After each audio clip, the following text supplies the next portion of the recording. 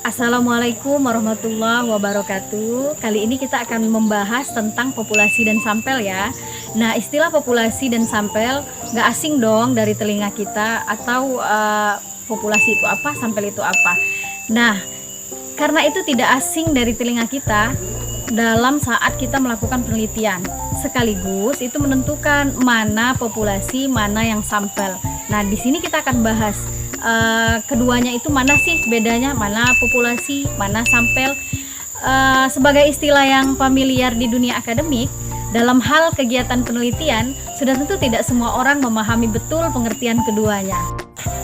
Nah, saat mendengar istilah populasi maupun sampel, dijamin hal pertanyaan yang akan ditanyakan dalam mengenai pengertiannya. Misalnya gini, secara sederhana, pengertian dari populasi dan sampel menjadi dua hal yang saling berhubungan satu sama lain. Hubungan keduanya kemudian sering membuat orang salah mengartikan keduanya. Ini pengertian populasi menurut para ahli. Nah, saya mengambilnya yang pertama itu Sugiono. Sugiono itu berpendapat bahwa populasi itu adalah wilayah generalisasi yang terdiri dari objek, subjek yang memiliki kualitas dan karakteristik tertentu yang ditetapkan oleh peneliti untuk dipelajari dan kemudian ditarik kesimpulannya. Sehingga nih, melakukan penelitian, kita kan ingin melakukan penelitian nih, seorang peneliti perlu menentukan karakteristik dari objek penelitian, kemudian baru mencari populasi atau objek penelitian yang secara keseluruhan memenuhi kriteria tersebut. Nah, ada lagi nih, menurut para ahli, menurut Creswell. Nah, populasi itu adalah suatu kelompok individu yang memiliki karakteristik yang sama atau relatif serupa. Itu kalau menurut Creswell. Nah, kenapa kita harus pentingnya kita itu menggunakan sampel untuk apa? Yang pertama, kalau jadi itu gini ya, kegiatan penelitian itu pada dasarnya tidak selalu membutuhkan sampel, sebab peneliti bisa melakukan survei dan mendapatkan dari keseluruhan objek penelitian atau populasinya. Hanya saja ada beberapa kondisi yang membuat peneliti perlu mengambil sampel dari keseluruhan populasi tadi. Nah, yang pertama, pentingnya menggunakan sampel itu ukuran populasi itu terlalu besar. Kenapa pentingnya menggunakan sampel?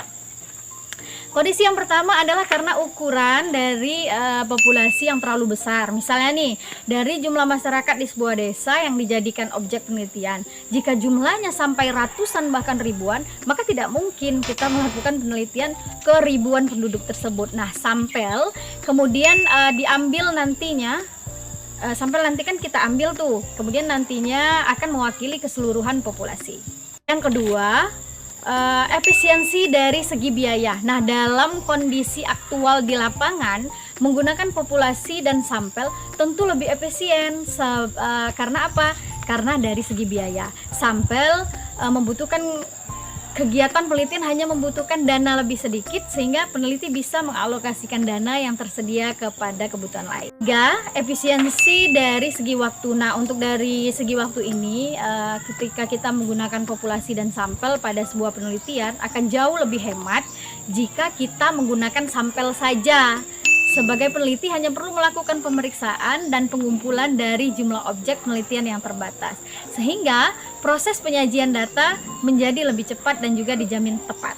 Yang keempat, yaitu sumber daya menjadi lebih efisien. Nah, jika suatu penelitian memberdayakan misalnya sumber daya manusia nih dalam jumlah yang minim, maka sudah sangat ideal jika penelitian itu peneliti meneliti sampel saja, bukan populasi, sehingga pengaturan sumber daya manusia menjadi lebih mudah, karena meneliti sampel membutuhkan jumlah sumber daya manusia sedikit dibanding meneliti populasi. Yang kelima, penelitian tidak mungkin menggunakan populasi. Nah, karena tidak semua penelitian membutuhkan populasi, sehingga sampel menjadi pilihan yang sangat tepat untuk diambil dalam kondisi ini. Populasi ini bisa dalam bentuk sesuatu atau objek penelitian yang tidak mungkin diambil keseluruhan untuk diteliti. Misalnya, peneliti hanya membutuhkan atau ingin meneliti warna darah pada manusia, ya, yang diambil cuma sedikit. Kemudian kita akan belajar tentang kelebihan dan kelemahan dari populasi dan sampel. Kalau populasi itu mempunyai kelebihan, yang pertama nih, data dijamin lebih lengkap. Yang kedua, pengambilan kesimpulan atau generalisasi lebih akurat. Nah, untuk kelemahan dari populasi, yang pertama itu dia membutuhkan banyak sumber daya, banyak biaya, banyak tenaga, banyak waktu. Yang kedua, tidak ada jaminan bahwa semua anggota populasi dapat didata atau dilacak di lapangan. Nah, kalau sampel itu mempunyai kelebihan juga. Kelebihan sampel yang pertama, efisien penggunaan sumber daya, misalnya tenaga, biaya, waktu itu lebih efisien. Kemudian sampel juga mempunyai kelebihan yang anggota sampel lebih mudah didata, lebih mudah dilacak di lapangan. Tapi sampel juga mempunyai kelemahan. Yang pertama, kelemahan dari sampel adalah membutuhkan ketelitian dalam menentukan sampel. Ini betul-betul harus teliti. Yang kedua, pengambilan kesimpulan atau generalisasi perlu analisis yang teliti dan dilakukan secara hati-hati. Kalau mahasiswa pasti masih bingung nih, jumlah sampel yang baik itu seperti apa sih? Boleh nggak 10 orang? Boleh nggak 5 orang? Nah, jumlah anggota sampel yang baik menurut Roscoe dalam buku Research Method for Business dikutip oleh Sugiono itu memberikan saran-saran tentang ukuran sampel minimal lah ya.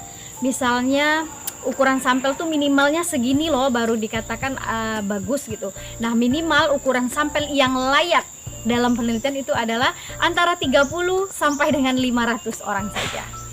Nah, kalau kita sudah mendengar beberapa jumlah sampel yang baik, penelitian sampel, pengertian sampel, kemudian banyak hal tentang sampel. Nah, tentu kita ingin bertanya dong, apa sih perbedaan antara populasi dan sampel?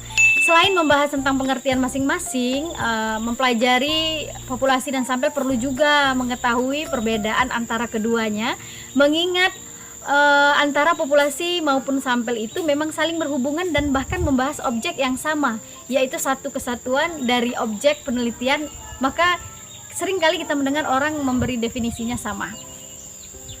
Nah, populasi dan sampel, populasi itu general yang sifatnya besar.